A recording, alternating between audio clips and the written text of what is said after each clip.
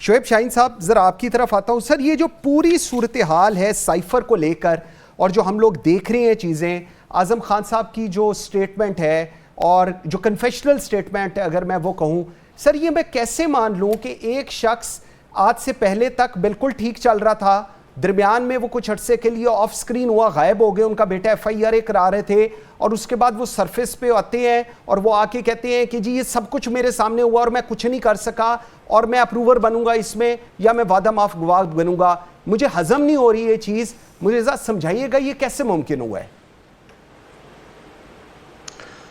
دیکھیں, پہلی بات تو یہ ہے کہ کیا ہمارے ملک میں کوئی آئین ہے؟ اگر ہمارے ملک میں کوئی آئین ہے, کوئی بنیادی انسانی حقوق کسی کے ہیں, تو سب سے پہلے اس بات کی تحقیقات ہونی ضروری تھی, اور پورے میڈیا پچھلے 3 دن سے اس بات کو چلا رہا ہے اس کی سٹیٹمنٹ ہے کیا اور سائفر کی کیا حقیقت ہے. سوال یہ نہیں ہے, سوال یہ ہے کہ 34 دن 34 ڈیز ایک بندہ کہاں غائب رہا, کس نے اس کو کڈنیپ کیا, کہاں سے وہ غائب ہوا, اور یکدم اچانک انٹیریئر منسٹر صاحب آ جاتے ہیں, وہ کہتے ہیں ہاں وہ کسی دوست کے ہاں تھا اور اس نے یہ سٹیٹمنٹ دی ہے جس کی سٹیٹمنٹ آج تک پبلک میں نہیں آئی, نہ میڈیا میں آئی ہے, نہ کسی کے سامنے ہے, نہ ہونی چاہیے تھی. یہ 2 بندوں کے پاس ہو سکتی تھی, یا وہ انویسٹیگیٹنگ ایجنسی جس نے یہ 164 کی سٹیٹمنٹ کرائی ہے, یا جو ملزم ہے اس کو دی جاتی ہے سرٹیفائڈ کاپی, اور اس کو کراس ایگزامینیشن کا موقع ملتا ہے کہ جب 164 کی سٹیٹمنٹ جس کے خلاف ہوتی ہے. یہ بیسک انگریڈینٹ ہے, اس کے علاوہ اس کی کوئی قانونی حیثیت ہی نہیں ہے.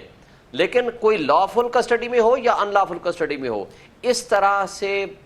کوئی کنفیشنل سٹیٹمنٹ لینا that is unconstitutional and illegal. سوال تو یہ پیدا ہوتا ہے کہ وہ رانا ثناء اللہ صاحب جو یہ پریس کانفرنس کر رہے ہیں, کیا وہ اس کو کڈنیپ کرنے یا کرانے میں ملوث ہیں یا نہیں ہیں؟ یہ FIR درج ہونی چاہیے تھی اس کے خلاف, اور چونکہ اسلام آباد ہائی کورٹ میں بھی پٹیشنز پینڈنگ ہیں ابھی اس کی پروکیورمنٹ کا کہ اس کو پروڈیوس کیا جائے بیفور دی کورٹ, لیکن وہاں آ کے لا انفورسمنٹ ایجنسیز نے آ کر کہا کہ جناب وہ کڈنیپڈ ہے, وہ لاپتہ ہے, ہم اس کو ٹریس کر رہے ہیں, اور اگر جب ملے گا ہم قانون کے مطابق کارروائی کریں گے. قانون کے مطابق تو کارروائی رانا ثناء اللہ کے خلاف بنتی ہے کہ جس نے یہ انکشاف کیا کہ جی اب وہ کسی دوست کے پاس تھا, واپس آیا, کیا اس کی انویسٹیگیشن ہوئی, کیا اس کی تحقیقات ہوئی, کیا اس کے اوپر پریشر تھا, کتنا ایک پریشر تھا, کس نے اس کو اغوا کیا, اور کیا وہ ایک ایب نارمل آدمی ہے, کیا وہ ایک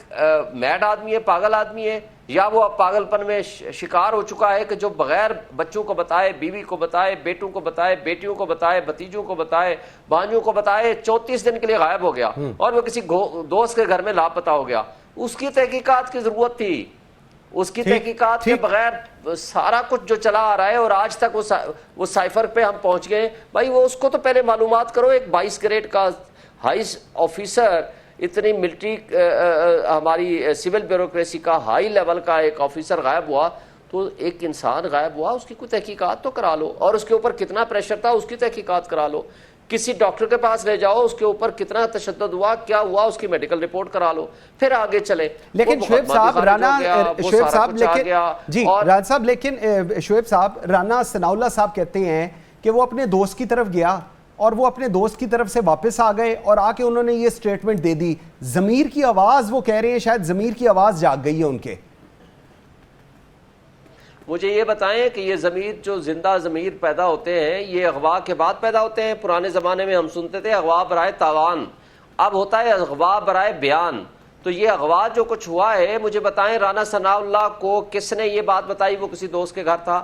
رانا ثناء اللہ کے پاس یہ جو ٹائپ شدہ آئی ہے یہ اس کی سٹیٹمنٹ نہیں ہے, یہ ٹائپ شدہ کسی نے جو اس کو دی ہے کہ جی یہ اعظم خان نے کہا, اس کے پاس کہاں سے آئی ہے؟ یہ بتائیں کہ آپ کے پاس کیا وہ فرسٹ انفارمیشن آئی ہے جس کو آپ نے بنیاد بنا کر آپ نے یہ پریس کانفرنس کر دی ہے؟ کیا یہ FIA جو آپ کا سبارڈینیٹ آفس ہے منسٹری آف انٹیریئر کا, کیا اس کی انکوائری اور انویسٹیگیشن پہ آپ اثر انداز نہیں ہو رہے؟ کیا آپ اس اغوا میں ملوث نہیں ہیں؟